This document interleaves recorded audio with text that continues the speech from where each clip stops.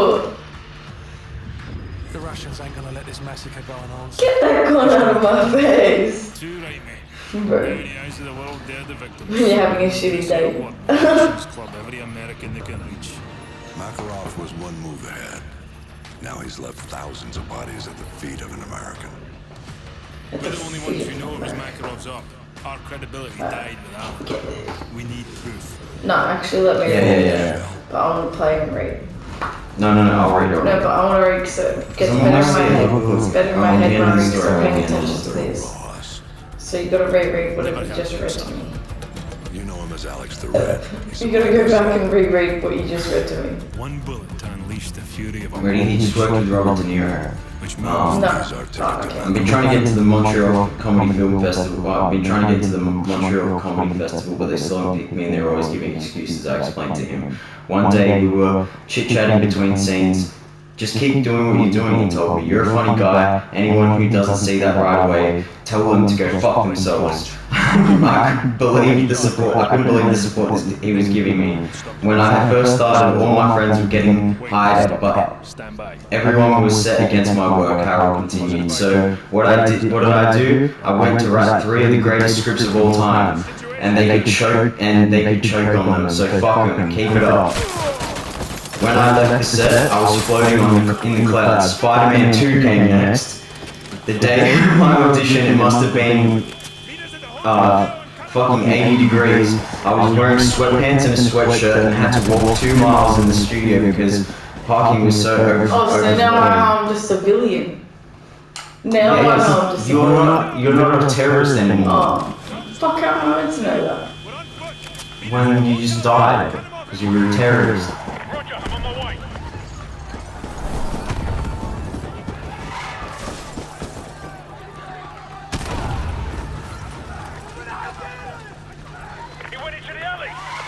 Bro, do you know how fucked up this game would be? Alana, do you know how fucked up this game would be if you just kept on shooting civilians the whole game? Yeah. They would never release anything like that because that would just give people bro. That would make people think about, bro, imagine the terrible kinds of people that would make. Imagine if they just made games which were like really fucking horrible where like people died and got murdered constantly, like viciously. No, they can't make a game. No justice is so bro, that's fine. Yeah, exactly, bro. See, you're not even gonna kill this guy, you're gonna take this guy hostage. I'll take the shot, actually kill him. He's down. Fuck. Oh wait, no, he's not. Yeah, it's just one shot. It's like... Oh shit, wait, they're gonna burn him. Bro, these got the... No, this is Captain Bash. Bro, this is the Nazi fucker. Bro, he had the torch, he had the... Remember, there are civilians in the favela. Watch your fire out there. He had a blowtorch on him, bro. He had a blowtorch on that little African man. This poor little South American. All of the favelas. Keep the civvies out of it. Is that what he The said? favelas, bro, look at the favela. Oh no.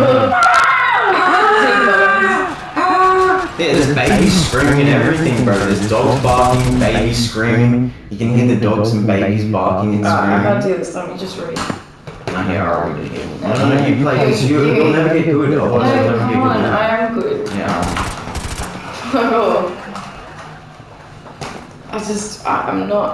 I'm not here for it right now. I was sweating profusely. I didn't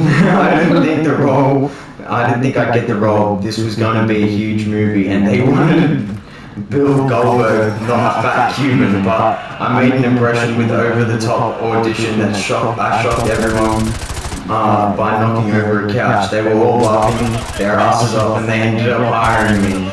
They told me I'd only be on set for a day, but I ended up being there for over 2 weeks, and it was tremendous. My first day on set, seeing Tobey Maguire, I almost shit myself. I walked around all day, watching people while grabbing fistfuls of food that was there, bottles of pomegranate juice. On Fridays there was a surf and turf, and I would sit there and eat 15 lobster tails like a fucking savage.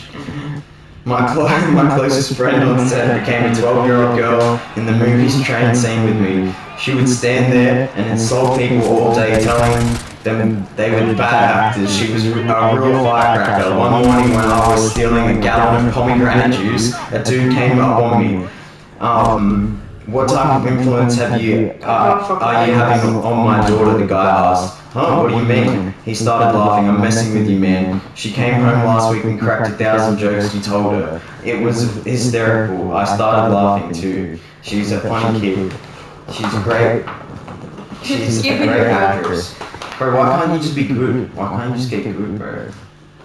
I keep accidentally killing the civilians. Look here, well, that's your problem. You can read through and stuff. I came to understand that in LA, it was a numbers game. If I kept pushing my break in the acting world, my big break in the acting world would come, then my opening credits curse. When I booked Taxi, the Queen Latifah movie, I thought that could be it. But once again, I only made it into the opening scene, and I knew I needed to keep playing the numbers, and then my big break happened, or so I thought. I'd seen The Longest Yard at the movie theater in Union City when I was a kid. My friends and I were on our feet cheering the whole time, and when Burt Reynolds scored a touchdown, the entire place erupted. I could live to be 100 and never forget that. So when I heard Adam Sandler was doing a remake, I wanted in. I learned about a part in the film that would be a good fit for me, but word was that they wanted a big name for it. Something like Tony Siragusa or Vincent Pastore. But I had a plan to get this fucking part. I was in Houston one weekend doing shows and it came to me. I'd send in ridiculous videos to get their attention. I went out and bought a football shirt, 2 sizes too small, and a football helmet that was way too small, and I got one of my friends to help me film. We filmed a bunch of stuff like people throwing the ball to me, which my gut was hanging out, weighing in at nearly 400 pounds, but then the shirt busting at the seams. I mean, it didn't look flattering, but it was funny as fuck. We sent it off to Adam's office and within days got a call for the audition. The audition was going to just be me and the director, and a guy named Peter Segal. It went well. When a month passed with no work, my hopes went too high. Then I got a call from Adam's office saying a few of them wanted to meet me at the Four Seasons Hotel for lunch. I'd been with Terry for 4.5 years by this point, and we'd seen some financial highs and lows, but we were really broke at this moment in time. I only had $13 and I needed breakfast in the morning too, so I grabbed something cheap at McDonald's and then waited until it was time to head to the hotel. It must have been the hottest day of the year.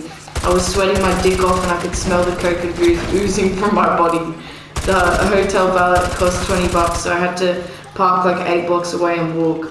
By the time I got there, I had to sit in the lobby for 10 minutes, letting the sweat dry off before I could let them see my fat ass. I finally got the nerve to walk in and saw Peter and Adam. It was terrifying. I could barely say a fucking word. I just sat there listening to them talk. I was stressed looking at the menu prices and finally landed on the steak medallions for $30. The entire time, all I could focus on was how I was going to pay my portion. On the chance they didn't pick up the check, I was fucked. Luckily they paid and luckily they liked me. I got the role. Terry and I both cried, and this was the answer to all of our problems. This movie was going to change everything. They sent a limo for me to the table and read They sent a limo for me for the table red, and when I pulled up, I saw Adam standing there among other huge stars wearing a pair of flip-flops and a fucking t-shirt. Right out of the gate, Adam showed what a down-to-earth guy he was. Even carried my luggage, for Christ's sake. We ended up going immediately from the table read to a private plane and off to Santa Fe, New Mexico, where we set to film for there for 6 weeks before heading back to Redondo Beach, California for the second 11-week part of the film shoot. The cast was insane. It was royalty. It was Burt Reynolds himself, a legend, Chris Rock, Steve Austin, Nick Tarudo, Michael Irvin, all people over the years who I'd watched on TV and dreamed of working with, all there together in one room. Plus, we were being treated like royalty too in Santa Fe. They brought us from the plane to a beautiful hotel they'd rented out, and the entire thing for us. I got there with only $13 on my driver's license, but at the hotel they immediately gave me the keys to my own Escalade to use while we were down there, and they handed me $800 in an initial payment for the week. I also got an immediate weed hookup, which was solid since I was trying to stay off coke while we were in Santa Fe. On set, they hired strippers to bring around smoothies and hold umbrellas for us in the sun. Filming was hysterical. I got to work with Tracy Morgan, who was a specimen of comedy.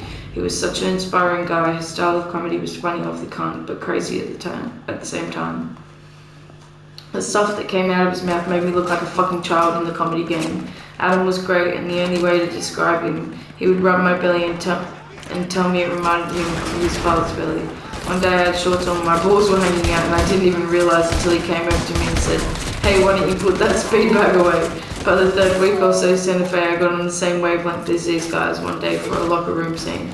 I felt comfortable enough to go to Adam with a suggestion. "Hey Adam," I said, walking up to him. "What's up, Joey? Listen, for this scene, I just wanted to wear a jock strap, nothing else. I think it'd be funny. I just like my big stomach hanging over the thing." I don't know, Adam. Someone on set from Sony chimed in. "That doesn't sound like it's gonna work." "I think it could be funny," I continued. "Just my titties out and the whole thing." After a few seconds, Adam shouted, "Get this man a jock strap." Turned out to be one of the funniest scenes we shot down there. We were all just cracking up at each other and having a fucking blast. I got back on the coke when we got to Redondo Beach, but it wasn't fucking up my acting game, so I was fine with it. The way I saw it, nothing could bring me down from where I was at. In fact, things only went up. When the movie came out on the Memorial Day weekend 2005, we had two premieres, one in LA at the Chinese Theatre and the other in New York City. The LA premiere was star-studded. People like Joe Montana, Cameron Crowe, Will Ferrell and John C. Reilly were there. They all went to the after party in Jimmy Kimmel's lot. They morphed the whole lot into a medium stage with artificial turf, tables and footballs and goalposts. I'd never been to a premiere like that before, with a chocolate fountain and people walking around with any type of food you could imagine. When people talked about living the Hollywood life, this is what they meant. I couldn't have been happier. But also, when you're really living that Hollywood life, when you're a bit too deep in the Hollywood life. Yeah, maybe it wasn't too deep. He was fucking inspired me, bro. Chill out. Yeah. Then in New York City, I was able to bring 7 of my childhood friends with me. I felt this was my way of showing these guys that they hadn't made a bad choice by sticking by me all these years. All the bullshit they put up with was worth it. I was a big shot now, and they could come along for the ride. I got really caught up in the moment, and I thought I had a right. See, the whole time we were filming, everyone was telling me that my phone was non-stop ringing when this movie came out. On the flight home from the New York City premiere, I can't even describe the plans I had in my mind. These grandiose plans, that was the end of my suffering and struggling. Now I could pick and choose my roles. I knew my life would change from this movie, I was sure of it. I was going to be famous. Ha! The phone didn't ring, nothing changed. The high of coming off a film like that to end up with no follow-up roles killed me. I felt like a failure again, like I'd felt most of my life. I couldn't understand why this was happening. How could I go from such a high then back to nothing? It consumed me whole. In the 2 months after The Longest Yard came out, I only had one audition, and that went terribly. The lady threw me out mid-audition because I was so far out of it on a night getting high. I guess I couldn't blame her. On the comedy end, I was getting booked as a headliner now because people knew me from The Longest Yard, but because I was booked as a headliner didn't mean I was a headliner. What I was really was a glorified feature actor guy who should be opening for headliners. I didn't realise that until about 3 weeks in, when I started noticing people were walking out of my shows, literally getting up mid-set and walking the fuck out. They were coming to see the goofy guy from the movie, and when they got there, they saw a dirty comic who wasn't ready for prime time. I'd get up on stage, and so, I'd blank. Bottom line, I was never fully prepared, not to mention when I wasn't zoning out. My material was whack, it made no sense. I was taking my comedy for granted, and because of it, my shows were bad. As disappointment was really starting to set in, I set my sights on some new drugs to numb it. I was doing a weekend of shows in Beaumont, Texas, and the guy who usually got me coke there had an offer I couldn't refuse. "I can get you some Valium too," he told me. I thought about it for a second, even though I'd sold plenty of it in my day. I wasn't into that shit, but what the fuck? I had friends in LA who'd buy it from me. "How many you got?" I asked. "Let's say 30. I got so fucked up off Jägermeister shots and cocaine before my Friday night that I completely blew it on stage. During the show, I was laying down on stage, microphone on my chest, doing my jokes from there. At one point, I called out to my feature act for help. "Josh, help me up on the stool." I had a yell from the back of the room, "No, fuck you." Slowly over the weekend, in between a ton of coke, I started coughing about them here and there. I'd have one and 2 more a while later, then another, then I'd reach into the bag and there were none left. When I finally passed out, I was out. I woke up to someone from the hotel pounding on my door telling me if I wanted to stay another day it was $40. I fell asleep again and the next morning it was the same thing. I couldn't figure out how long I'd been cooped up in there for. All I knew was my head was spinning when I got into the bathroom. I noticed one entire side of my face was numb and I grabbed my phone and saw a ton of missed calls. Terry, my friends, my agents, you name it. It was Monday and I was supposed to be home by Sunday. I got a hold of Terry and I told her I was sick, leaving out what actually happened. And that I thought I'd be home when I could. Then I got a hold of a doctor in the area to look at my face. He said it would be fine and just needed a couple of days to come back to normal. Those premieres for the longest yard were maybe the best I'd felt in my whole life. I'd been on the top of the world, but even higher. Now here I was, literally numbing myself, sliding back down, and even further down in certain ways than I've ever been. I was crushed. 22. How to quit cocaine.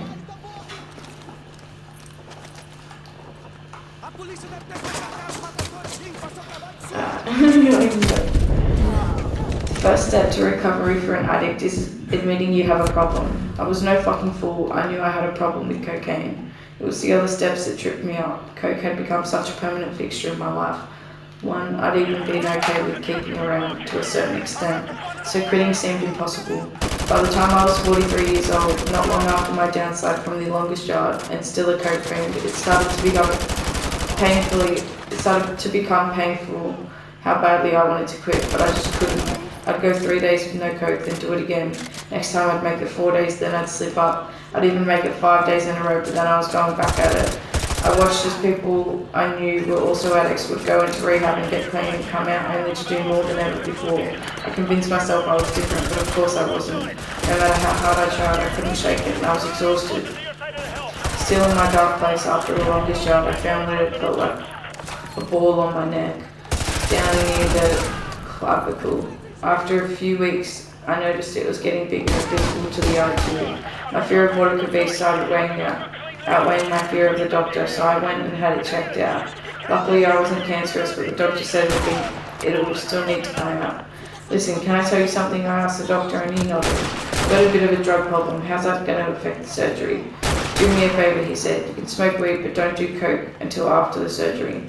Alright, it's going to have an impact and we don't want a hard time with the anesthesia. So you know what I did, right? Started partying even more. Now I was regressing all the way back to my halfway house days. I did coke every night until the surgery and tons of it. I couldn't stop. I told my dad I had a bag of weed ready for me at the lunch table because my surgeon said I should be out of there by noon. I also called my coke dealer to get him ready too. Then I went to the bank and got $4 $50 bills. I folded the bills in squares and put them up as far as my ass as I could, and I didn't want any problems in the hospital. I knew if you tipped the orderlies, they'd take care of you. Surgery went fine, but when I woke up in recovery, I was spooked. There were tons of people I didn't know around me, and I kept mentally flashing back to a time I watched Apocalypse Now on acid. I started freaking out, ripping my wires off, and I'd need to get the fuck out of here. I screamed, I need air, I can't breathe in here. The doctor came quickly. Hey Joey, calm down, alright? He said, just calm down, the surgery went well, you're okay. Once I chilled out a little bit, he continued. The mass was bigger than we expected, and we had to break your collarbone to get it out. But you're fine. Do you want to see it? And he walked back in with a ball of pus the size of a softball. I lost it again. To me, it represented a mass of everything I had done to my body over the years. The drugs, the booze. I jumped up and ran down the hall. The nurses were chasing me. Terry was chasing me and I just kept moving with the IV and still attached. I noticed an orderly standing there with a wheelchair and I put a 50 out of my ass crack and asked him for a lift. He got me in the wheelchair and walked to my car. I handed him more cash outside and gave him a big hug as I saw Terry running up, white as a ghost. Terry, I'm sorry, I said. I just need to leave this fucking place. Despite how embarrassed she was, she agreed to make a couple of stops for me, thinking both were weed pickups and I was set for a few days. Every time I'd sneak to our garage to do a line, I thought it was bad luck to do coke in the apartment. I'd snort a stitch would pop and blood would come out of the wound. When I got a call to read for Hannah Montana a few days later, the casting director was horrified. Is that blood on your neck? He stopped me mid-line, blood dripping down my chest. I didn't get that part. I'd gotten a Vicodin prescription after the surgery. And they were going down like candy. When the first bottle was gone, the doctor prescribed more and then the damage was gone. Shit took me to a weird place. I kept withdrawing. I knew the end was near for me and I meant that. I was overweight, smoking cigarettes, my diet was bad, my attitude was bad. I'd really given up on myself. One day I got a call from a buddy back in Jersey. His brother, a guy we called Bonehead, a tall, dark and handsome dude who was just a sweetheart of a guy, was now on heroin. He was what we called a productive addict. He had a successful plumbing business but still managed to squeeze in time for this habit. I loved the guy and his family though, and he told me the price of heroin had plummeted there since 9/11. He asked if I'd be interested. It's real cheap, like $3 a bag if you want some, he told me one afternoon. I tried heroin maybe twice in my life. I saw the life of a junkie and I didn't want that. Years back when I briefly lived with my buddy in New Jersey, he developed a heroin addiction. His grandma lived with us too, and her favourite saying was, "What the fuck is going on?" She was always screaming it. She loved her cats, had about 4 of them, and at night she would wait until she got in bed, always with the cats before he'd shoot up in the bathroom. A few minutes after he'd be in there, and I'd make the loudest sound I could to wake up Grandma. She'd come running out of her bedroom screaming, "What the fuck is going on?" as my friend hid in the bathroom cursing me off.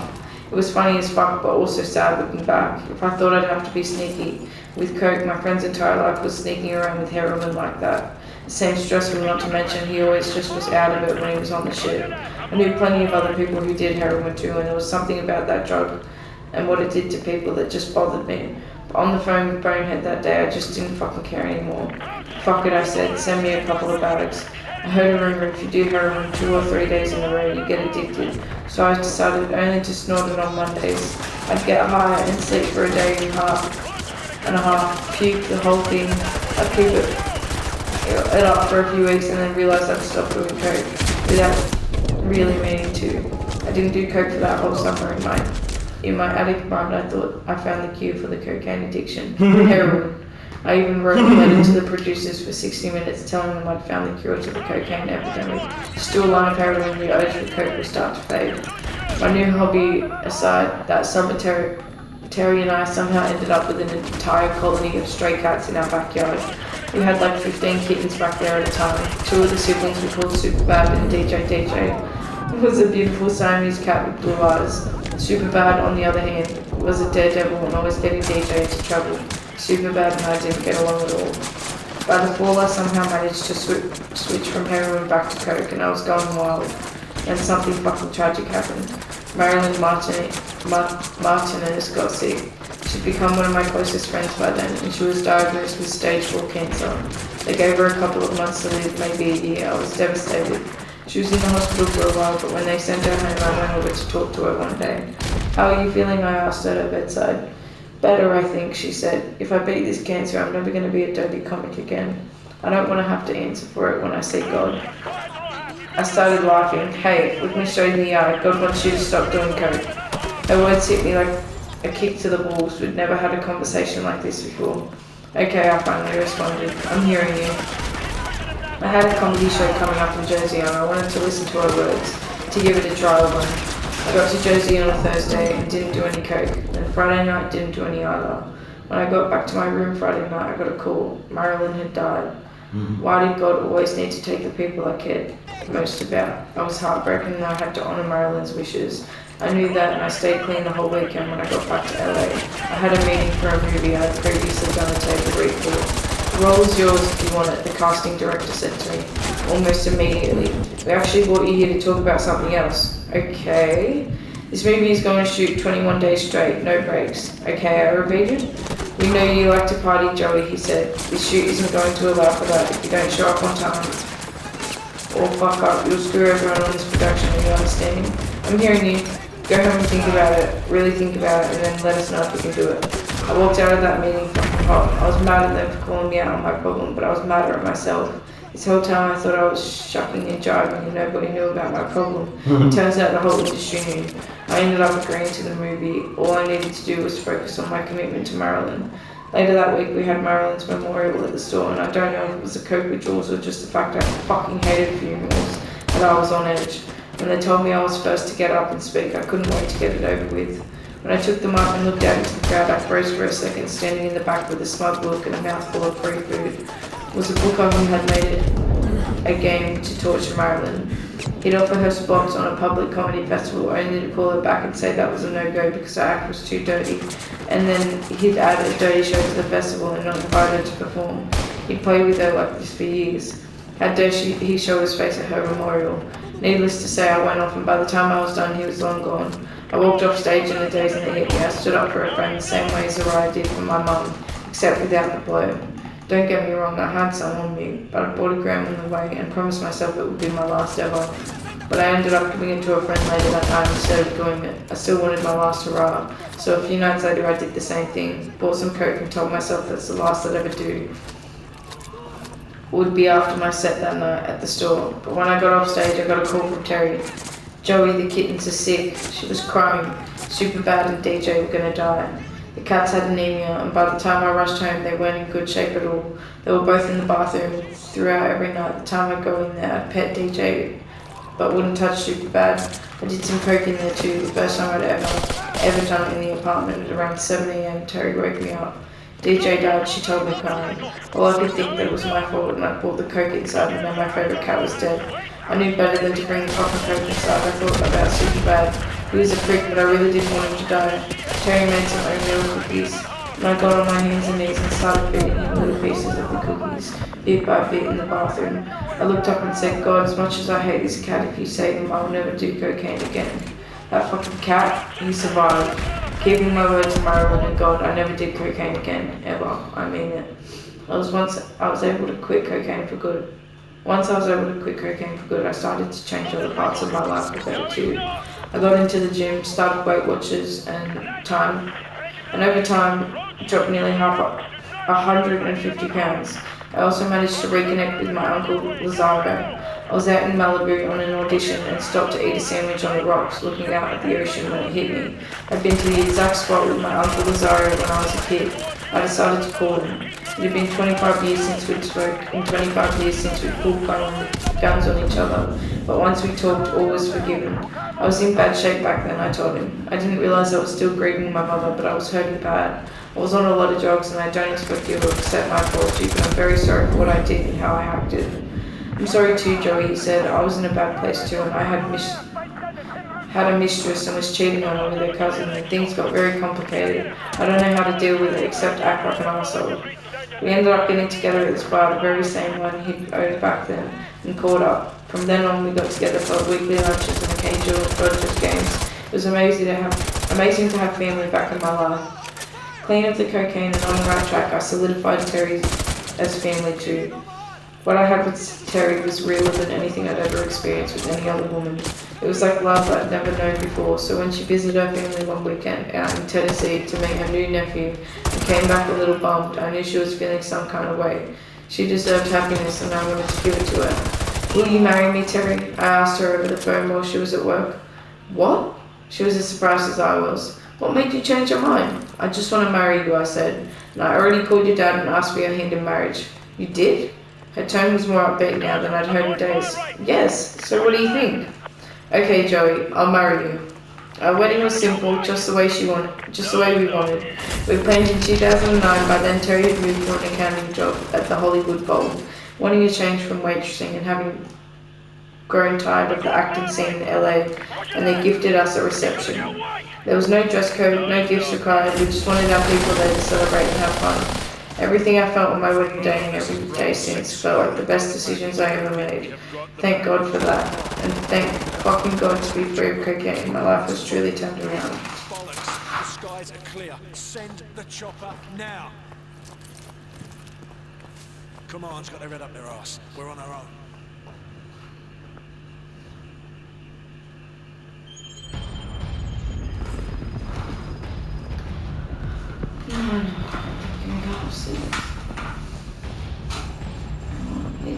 My body's hurting and my ankle. I was traumatic.